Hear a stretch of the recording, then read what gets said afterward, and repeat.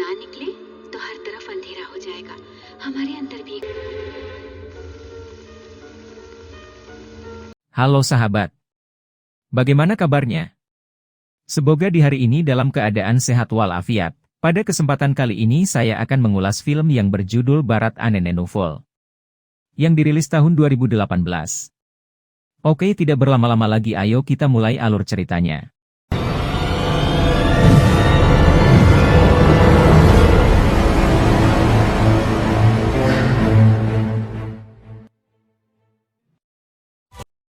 Di kota Hyderabad, India, seorang ada anak bernama Bharat, sangat dekat dengan ibunya. Bharat dididik dengan baik seperti tidak boleh melanggar janji atau sumpah dan seorang pria harus hidup berpegang teguh pada janjinya. Ayah Bharat Radava seorang politisi baik hati yang sibuk mengurus partai yang baru didirikan bersama temannya. Sehingga Radava sering mengorbankan waktu bersama keluarganya.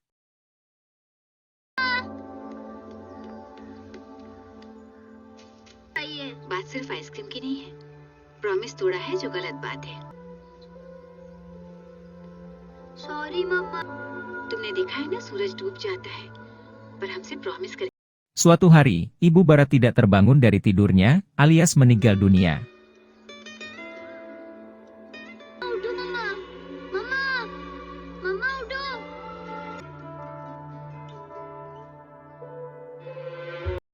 Ibunya memang memiliki penyakit sejak lama, kematian sang ibu sangat berdampak pada Bharat. Ayahnya juga terpukul dan ingin selalu menjaga Bharat.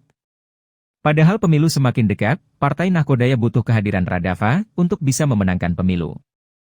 Sahabat Radava, Parada menyarankan agar Radava menikah lagi. Bharat juga butuh sosok ibu. Ibu tiri Bharat tidak sesuai harapan. Dia hanya cinta hanya kepada Radava saja. Sedangkan Bharat sama sekali tidak diperdulikan.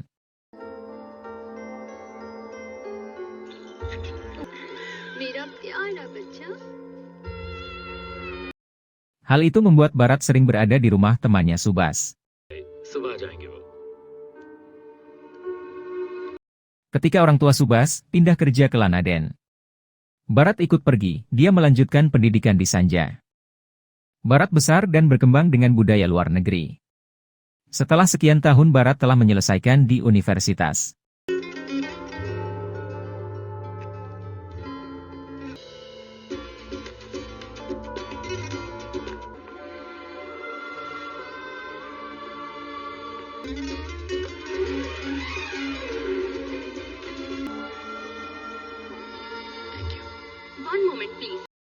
Dan kabar buruk pun datang, ayahnya Rakava sudah meninggal dunia karena stroke.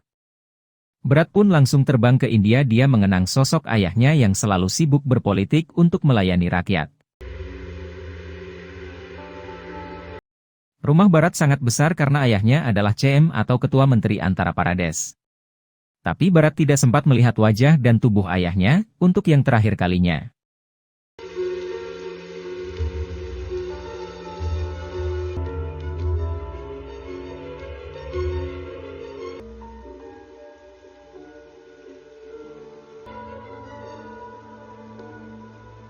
Teman ayahnya Farada menjelaskan jika pemekaran jenazah dipercepat karena rakyat sangat bersedih dengan kematian pemimpin mereka.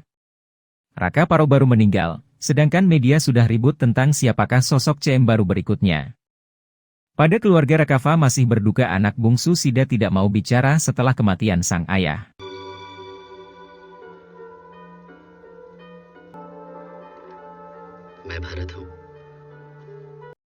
Pagi harinya Bharat keluar mengendarai mobil sendiri. Bharat kaget melihat masyarakat yang tidak mematuhi aturan lalu lintas. Banyak orang menyeberang sembarangan, melanggar lampu merah dan lain-lain. Fenomena buruk itu sangat mengusik Bharat yang terbiasa taat aturan di luar negeri. Sementara pemerintah tengah sibuk merebut posisi CM, beberapa menteri dan MLA dari Partai Nakoda mulai berebutan setelah melalui pertimbangan mendalam. Parada meminta Bharat yang harus menjadi CM.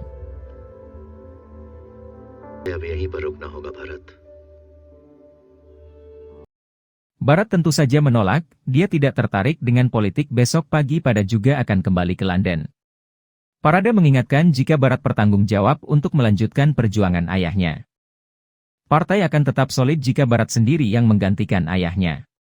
Sejak awal partai ini didirikan CM adalah ayahmu, saya bertanggung jawab untuk mengontrol partai. Saya akan memimpin kamu, ini adalah mimpi ayahmu untuk melayani negara dan masyarakat. Kamu harus melanjutkan mimpi itu, ucap Parada. Akhirnya Barat mau menerima jabatan CM, dan pelantikan pun dilangsungkan. Barat bersumpah untuk bekerja secara totalitas demi kesejahteraan rakyat.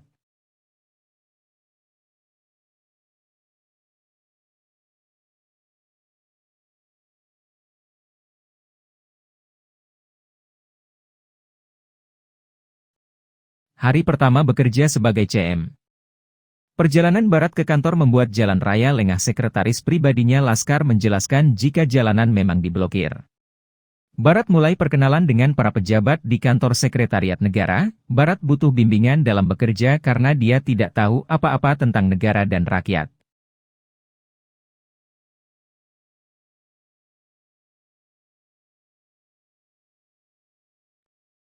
Tapi percayalah, saya orang yang sangat cepat dalam belajar, ujarnya.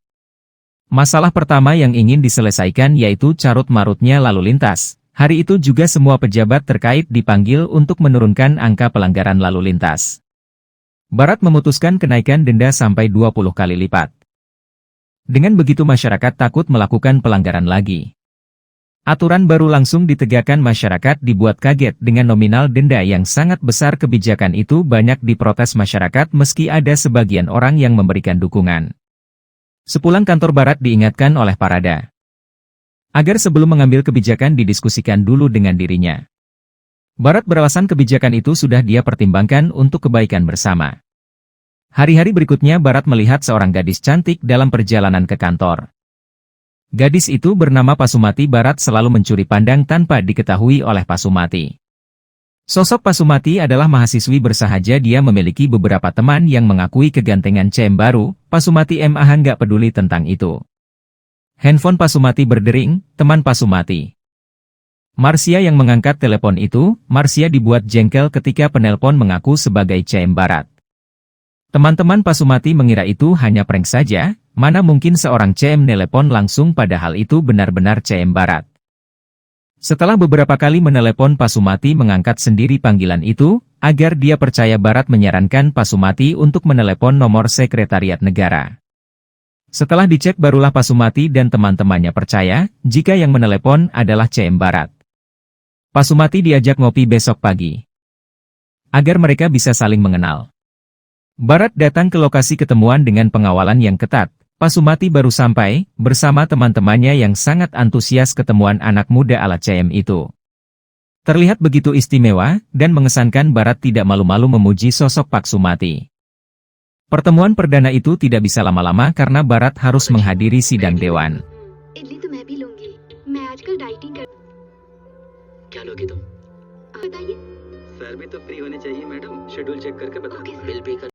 Pemimpin partai oposisi Sripati langsung menyerang kebijakan yang telah dikeluarkan CM Barat. Kebijakan meningkatkan nilai denda pelanggar lalu lintas dianggap sangat membebani rakyat. Pemerintah yang seharusnya melindungi rakyat justru menjadi penghisap darah rakyat. Bagaimana tidak melanggar lampu merah, dendanya Rp10.000 atau sekitar 1,8 juta. Belum lagi pelanggaran lainnya yang mencapai Rp25, padahal masyarakat terpaksa melanggar karena dikejar waktu untuk bekerja. Pemerintah justru ingin merampok gaji sebulan mereka. Benar, partai oposisi menyerang kebijakan pemerintah. Para wakil rakyat dari partai penguasa tidak tinggal diam. Mereka membela kebijakan Barat dan keributan terjadi di ruang sidang. Barat sampai garuk-garuk kepala menyaksikan dagelan para politisi itu. Barat memberikan jawaban dengan sangat tegas.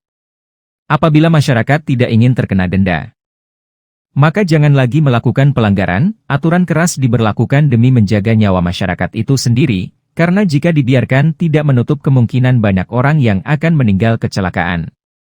Barat hanya ingin masyarakat memiliki rasa tanggung jawab. Kehidupan di luar negeri bisa indah, karena pemerintah dan masyarakat bertanggung jawab. Tapi di sini masyarakat tidak teratur berbuat sesukanya tanpa rasa takut.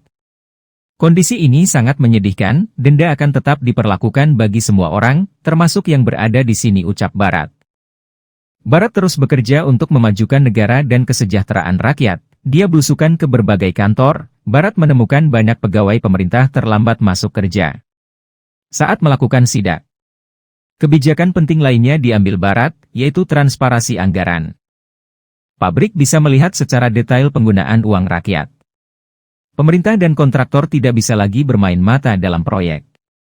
Barat benar-benar memuat pemerintah era baru, kalau di Indonesia dikenal dengan istilah mutasi pejabat juga dilakukan, sesuai kemampuan masing-masing.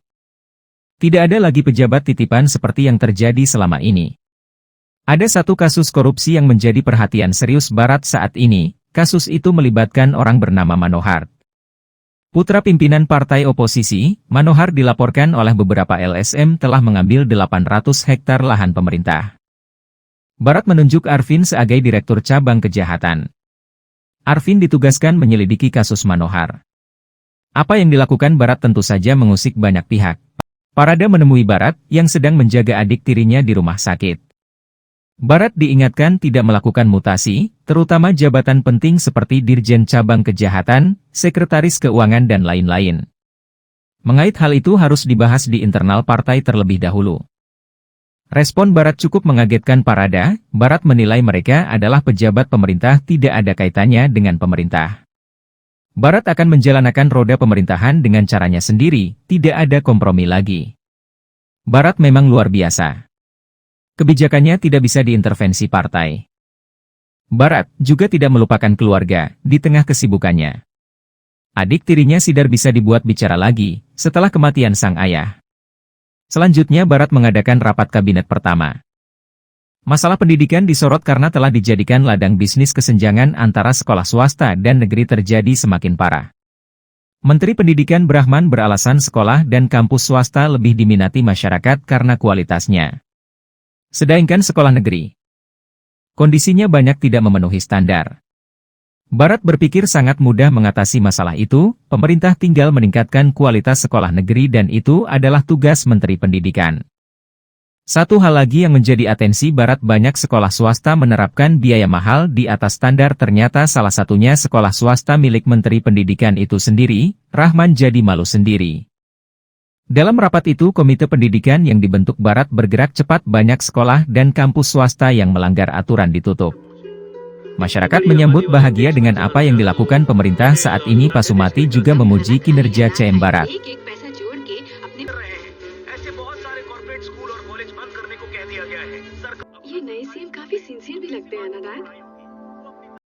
Dia bergabung dengan tim peneliti yang dibentuk Kepala Sekretariat Tugas Pasumati dan tim akan meneliti berbagai masalah rakyat. Barat kaget gadis yang dicintainya itu kini satu kantor dengannya. Barat jadi salting. Hikmahnya hubungan Barat dan Pasumati jadi lebih dekat. Mereka lebih mudah menghabiskan waktu bersama, termasuk untuk menonton di bioskop.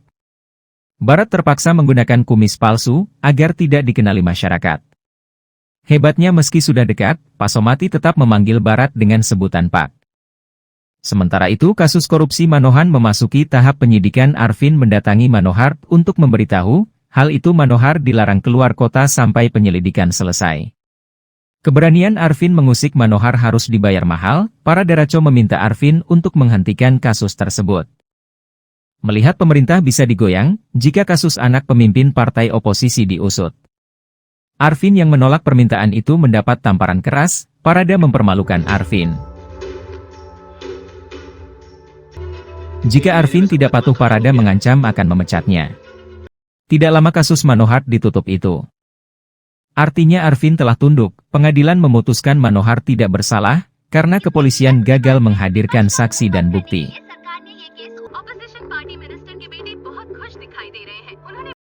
Parada kemudian mengundang Barat untuk hadir dalam sebuah pertemuan. Banyak orang-orang penting juga datang. Setelah sampai, Barat kaget melihat orang-orang yang dianggap penting. Mereka adalah pejabat pemerintah, petinggi partai penguasa dan oposisi. Manohar juga hadir setelah dinyatakan tidak bersalah dalam kasusnya. Pemimpin partai oposisi Sripati mengingatkan Barat untuk saling melindungi. Barat bebas mengurus rakyat dan penguasa asalkan tidak menyentuh pemimpin partai. Saat kami berkuasa kami lindungi kalian, saat kalian berkuasa kalian harus melindungi kami, itu perjanjiannya. Itu kesepakatannya, ucap Sripati. Barat tidak sependapat. Itu adalah kesepakatan terbodoh yang pernah dia dengar. Ucapan Barat memancing emosi. Semua yang hadir apalagi Barat meminta mereka untuk bekerja dengan baik, para menteri tidak suka dengan gaya pemerintahan Barat. Seharusnya mereka bisa menimbun kekayaan saat berkuasa. Tapi keadaan Barat membawa masalah, Barat mulai memahami watak para politisi dan para pejabat.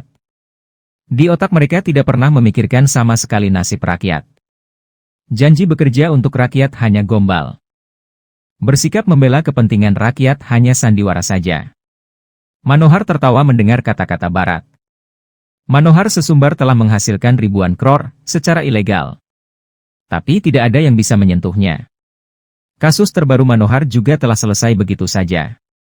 Pertemuan itu semakin runyam. Ketika Barat menyebut Manohar idiot. Manohar ingin memukul Barat, tapi tak diduga Barat menunjukkan kekuatannya. Manohar ditumbangkan hanya dengan satu gerakan. ऐसे घटिया लोगों को बचाकर आप